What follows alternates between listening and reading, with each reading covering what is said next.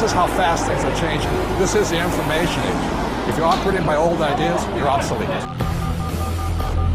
You begin the game by, identifying your dream. I think that's really where it all starts.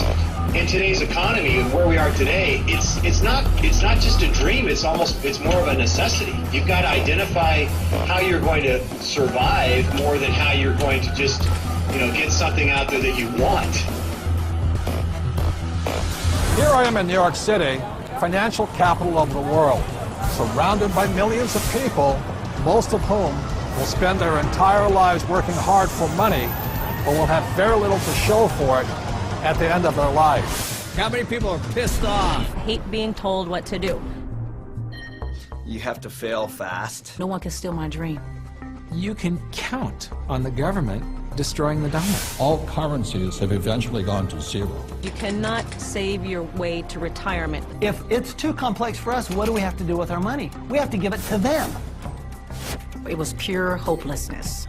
It was just 100% survival. Somebody's buying it. The public isn't buying it yet, but somebody is. How bad do you want it? That's the question. It's time to acquire. An unfair advantage. What is an unfair advantage? What you're about to learn may just change your life. It's showtime, baby. Let's hit it. The greatest opportunity in the history of mankind is here. We're in the greatest economic change in the history of the world. This is going to be the biggest wealth transfer in my lifetime. We've got an entire society that has been built up over the years with the idea that financial institutions are a better place to put your money than to take control of your own life. If you have a solid financial education, taxes, debt, inflation, and retirement can make you richer, not poorer. The rich will get richer and the poor and middle class gone.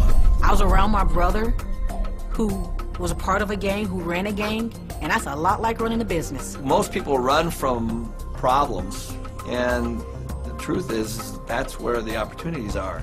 This really is a perfect financial storm. So I am optimistic about the future. It's going to crash. The next big economic boom will not be from the internet or China or India, but will be from empowering women. A big part of success is failing so many times that you learn and learn and learn your lessons. Robert says all the time that if you're not being successful, it's because you're not making enough mistakes. People think that cash is like a safe place to be, a place to park your purchasing power. And I think cash is the worst investment that you can have. And if you follow an economist, you're in trouble. Okay, you want to have barely enough income to survive, if you're lucky. Go do 401ks, go do mutual funds, be my guest. This is the best time to talk about this because people have had a shift of context with this economy. To change your financial life often involves changing your mindset. It really is where it starts, is the attitude, it's the mindset, it's the decision that you're going to, take responsibility for your own financial life. Knowledge is money. Show business. When you think about show business, you always think about the show, right? Cameras and movie stars and makeup and glamour.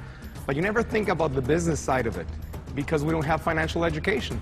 And I didn't learn that until 20 years down the road in my career. And now, I'm not only an expert in the show part of it, but I'm becoming an expert on the business side of it. Business is about production. We can produce our way out of any problem. I was probably age 8 when I started thinking about millions.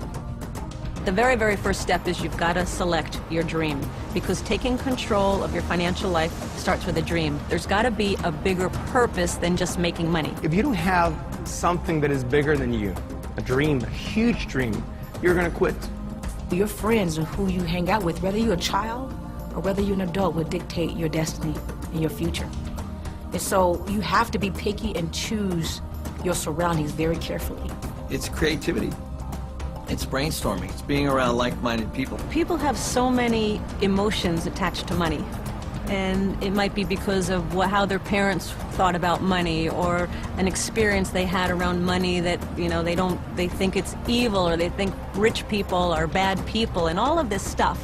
But if you just break it down, money is just a tool to be used in this world. Everybody today uses money, like it or not. The absolutely fastest way to put money in your pocket is to reduce your taxes. Gold and silver have been the safe haven asset for every second of the last 5,000 years. My real estate that we own, you know, through depreciation wipes out most of our taxable income. You know, it just makes so much sense to me, you know, and it's so much easier.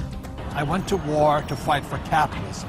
I fought for the freedom for a person like me who had nothing to work hard, to use my brains, and to build a better life for myself and many other people. The problem isn't capitalism. The problem is laziness. People who expect something for nothing. The problem is greed. People who take more than they give. And the problem is ignorance, an education system that thinks that money is the root of all evil. It's ignorance, it's financial ignorance that has caused so much of this problem, not capitalism. It's not just a dream, it's more of a necessity. You've got to identify how you're going to survive